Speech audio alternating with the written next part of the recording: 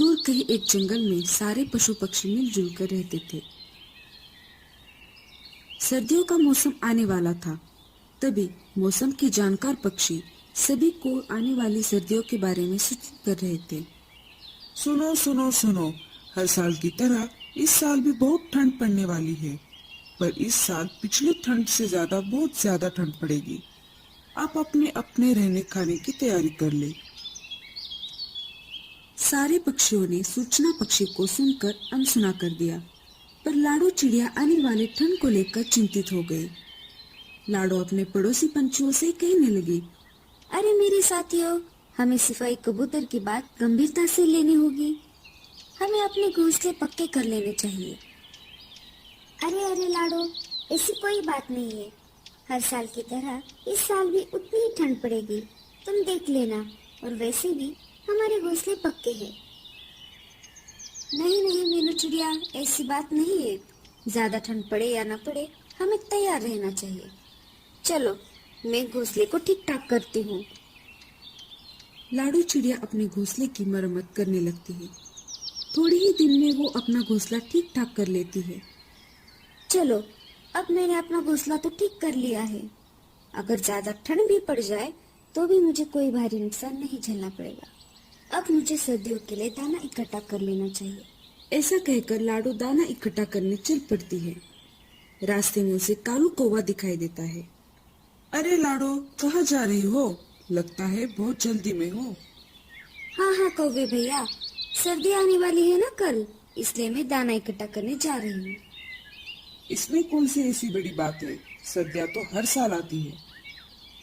हाँ कौवे भैया, पर जंगल के सिपाही ने तो सूचना दी है ना, इस साल हर साल से ज्यादा ठंड पड़ेगी, इसलिए मैं सर्दियों की तैयारी में लगी हुई हूँ।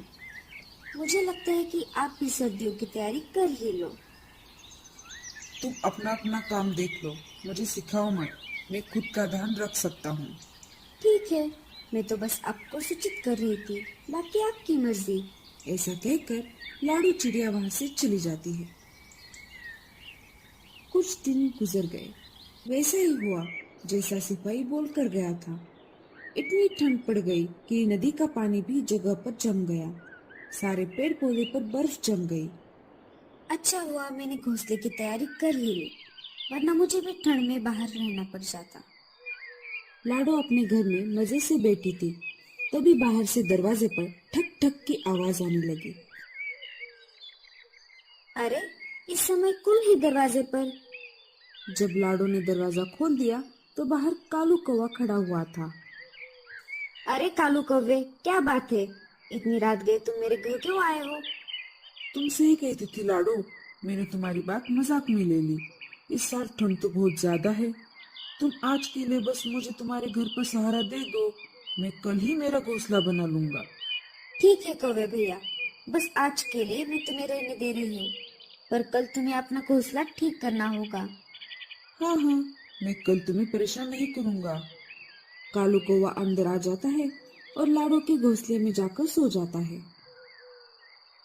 बस एक दिन की बात है, कल वैसे भी ये चला जाएगा। लाडो बगल के घोंसले में सो जाती है। जैसे लाडो की नींद लग जाती है, वैसे कौवा चुपके से उठकर लाडो का खाना खाने लगता है। अरे वाह, मुझे तो बने बनाए घर में पनाह मिल गई और ऊपर से ये दाना भी मिल गया। अगर रोज ऐसा होता तो कितना अच्छा होता। कौवा पेट भर दाना खाकर सो जाता है।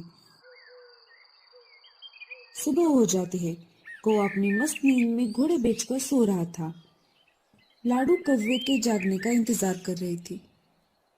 अरे वाह लाडो, तुमने तो बहुत अच्छा घर बना लिया है। चलो मैं चलता हूँ। कौवा लाडो को बिना शुक्रिया कहकर चला जाता है। लाडो अपने अनाज को नहीं देखती और बाहर चली जाती है।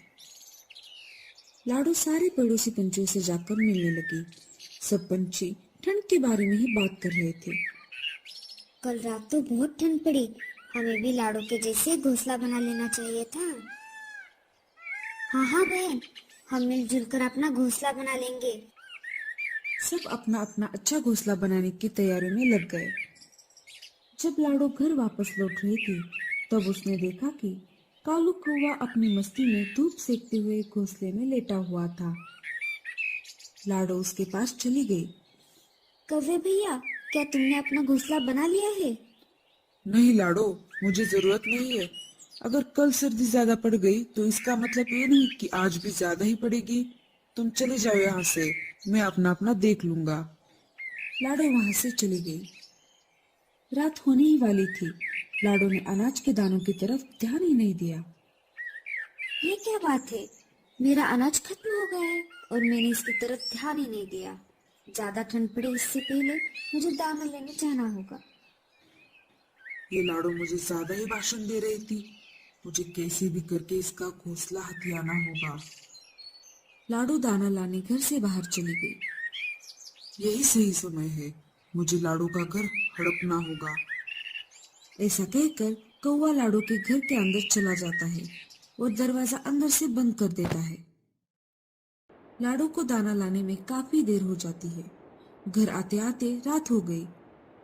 जब वो वापस घर लौटी तब उसने देखा कि दरवाजा तो अंदर से बंद था। ये कैसे हो सकता है? मैंने तो दरवाजा बाहर से बंद किया था। फिर आखिर अंदर कौन चला गया? लाडो खिड़की से झांक कर देखती है तो उसे कालू कौवा अपनी मस्ती में सोया हुआ दिखाई देता है। कालू भैया, दरवाजा खोलिए, मैं हूँ लाडो। कालू ने लाडो की बातों को सुनकर भी अनसुना कर दिया। लाडो ने फिर से आवाज लगाई।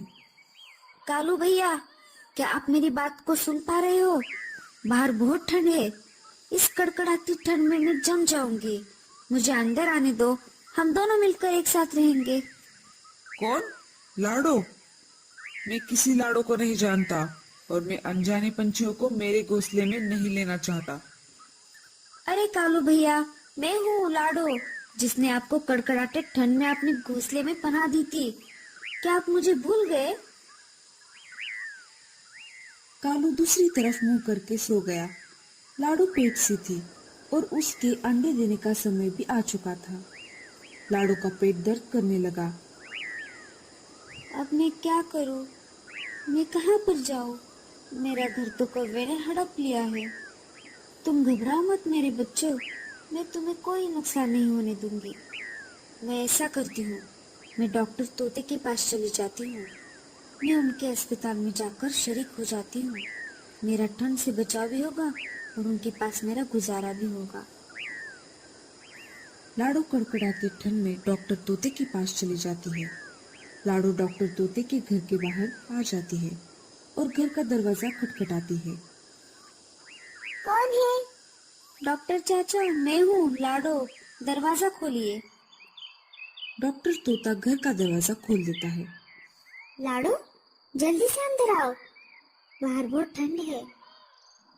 डॉक्टर चाचा, मेरे अंडे बाहर आने वाले हैं।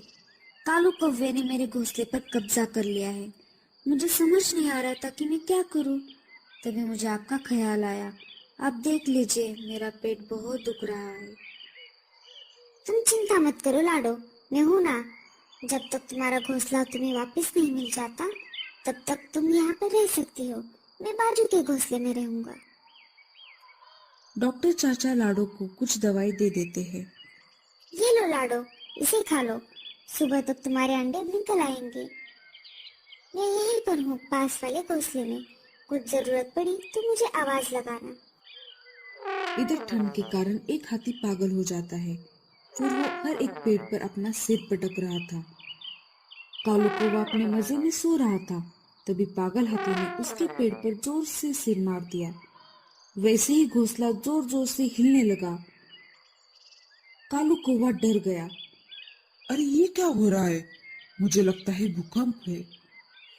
कालू कौवे ने कुछ करने से पहले ही हाथी ने एक और बार अपना सिर पेड़ पर पटक दिया। वैसे ही घोंसला नीचे गिरकर टूट गया। नीचे गिरने की वजह से कालू कौवे के पंख टूट गए और वो ठंड में बाहर आ गया। ज्यादा ठंड कालू को बर्दाश्त नहीं हुई और वो ठंड के मारे वहीं पर जम गया। इस कहानी से हमें ये संदेश मिलता है कि बुरे समय में जिसने भी हमारी मदद की है उसके साथ हमेशा अच्छा बर्ताव करना चाहिए और उसके बुरे समय में उसकी मदद करनी चाहिए।